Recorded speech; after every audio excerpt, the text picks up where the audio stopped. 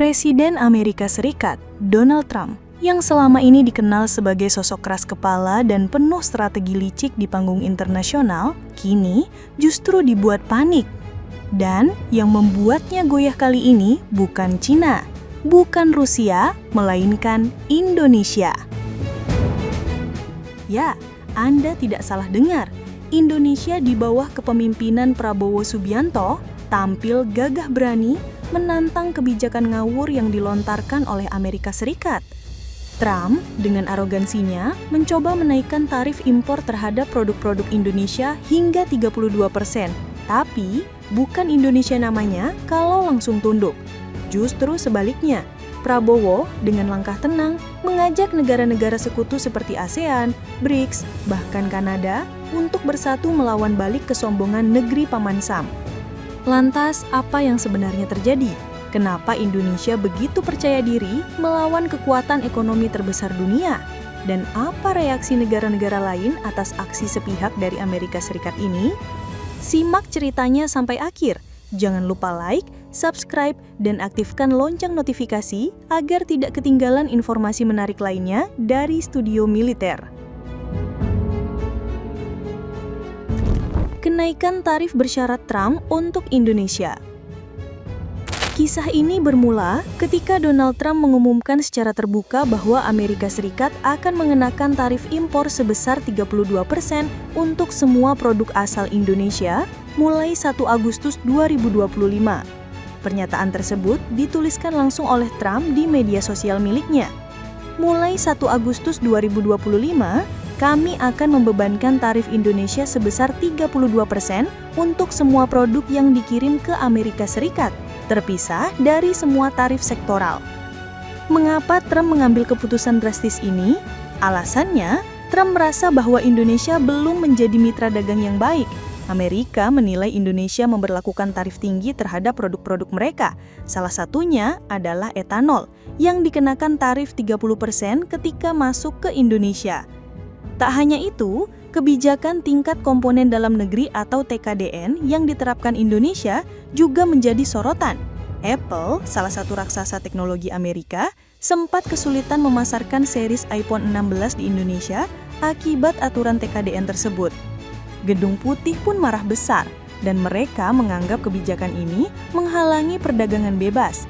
Tapi, apakah Indonesia gentar? Ternyata tidak. Prabowo Subianto justru membalas tekanan ini dengan strategi yang lebih cerdas. Melalui Menteri Luar Negeri Indonesia, Sugiono, Indonesia menyatakan bahwa kebijakan TKDN dan perlindungan produk dalam negeri adalah bagian dari strategi nasional yang tidak bisa diganggu-gugat. Sugiono bahkan mengatakan ini merupakan wake-up call bagi kita. Prabowo Subianto sudah mencanangkan agar Indonesia memenuhi kebutuhan pangan dan energi dari dalam negeri. Ini sesuatu yang basic yang harus dipenuhi.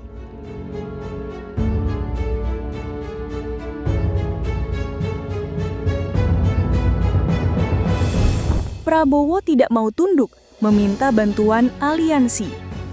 Selain kebijakan dalam negeri, Prabowo Subianto juga melakukan siasat geopolitik di luar negeri. Politisi 73 tahun ini tancap gas melobi negara-negara ASEAN sebagai mitra melawan perang tarif Amerika. Kabarnya, Prabowo berdiskusi dengan 4 negara sahabat di kawasan, Singapura, Brunei Darussalam, Filipina, dan Malaysia dikabarkan mencari cara melawan kelicikan tarif Amerika. Bahkan, Malaysia menjadi negara yang paling siap mengikuti komando RI1. Pimpinan negeri jiran mendesak ASEAN segera merapatkan barisan mengadang kelicikan Trump. Buktinya, Anwar Ibrahim menyerukan persatuan kawasan demi menghadapi taktik curang. Kita harus berdiri teguh bersama sebagai ASEAN dengan populasi 640 juta jiwa dan kekuatan ekonomi yang termasuk teratas di dunia. Pada saat yang sama, kita bergerak bersama sebagai satu kelompok. Seru Perdana Menteri Malaysia ini. Selain ASEAN, Prabowo juga ikut menggandeng BRICS sebagai poros perlawanan tarif Trump.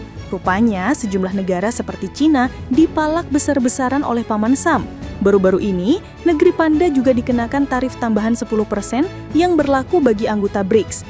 Tindakan gila Trump ini membuat Kementerian Luar Negeri Cina naik pitam. Mengenai pengenaan tarif, China telah berkali-kali menyatakan posisinya bahwa perang dagang dan tarif tidak memiliki pemenang dan proteksionisme tidak menawarkan jalan ke depan, tegas Mao Ning. Langkah Indonesia menggandeng negara-negara BRICS dan ASEAN membuat Trump panik bukan main. Politisi 79 tahun ini langsung melakukan negosiasi dengan Prabowo. Hasilnya, tarif Paman Sam berhasil turun ke angka 19%. Pengenaan tarif ini jauh lebih murah dari negara tetangga seperti Vietnam yang berada di angka 20%. Langkah Indonesia diikuti Brazil. Keberanian Indonesia menghadapi tarif Donald Trump berhasil menyadarkan sejumlah negara besar, salah satunya Brazil, yang ikut menentang kebijakan ngawur Presiden Amerika. Apalagi sekutu Indonesia dalam BRICS ini dipatok biaya tambahan sebesar 50%. Jumlah tersebut merupakan yang tertinggi di antara negara-negara lainnya. Seakan belum cukup, Trump semakin memanaskan suasana dengan mengolok-ngolok pemerintah Brazil. Harap dipahami bahwa angka 50% jauh lebih rendah daripada yang dibutuhkan untuk mencapai kesetaraan di Brazil. Tarif ini diperlukan untuk memperbaiki ketidakadilan yang parah dari rezim saat ini. Tapi, omong kosong leader Paman Sam seketika dibantah Presiden Brazil, Luiz Inácio Lula da Silva. Kedaulatan, rasa hormat, dan perdebatan tanpa kompromi demi kepentingan rakyat Brazil adalah nilai-nilai yang memandu hubungan kita dengan dunia. Usut punya usut, Trump punya motif tersendiri di balik penerapan tarif kejam untuk negeri Sangga. Pria berambut pirang itu dikabarkan nggak terima dengan sikap Brazil yang mengadili Bolsonaro. Sebagai informasi, Bolsonaro merupakan mantan presiden Brazil sebelum Lula, sekaligus sekutu kuat Trump. Bolsonaro tengah disidang buntut upaya kudeta atas hasil pemilu 2022. Rupanya, politisi 70 tahun ini ogah menerima kekalahan dan ingin membatalkan hasil pemilu.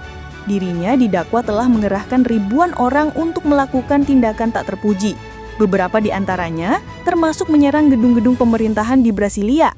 Bahkan, dirinya sempat berencana meracuni Lula dan menembak Hakim Agung Alexander de Moraes.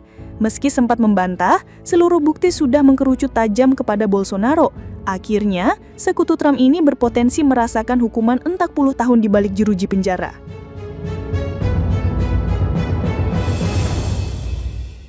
Jadi, begitulah cerita tentang kehebatan Indonesia di bawah kepemimpinan Prabowo yang dengan berani melawan tekanan dari Amerika Serikat.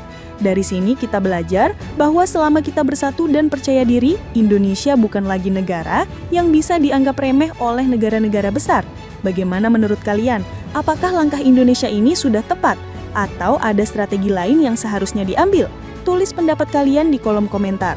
Dan seperti biasa, jangan lupa like, subscribe, dan aktifkan lonceng notifikasi. Sampai jumpa di video berikutnya.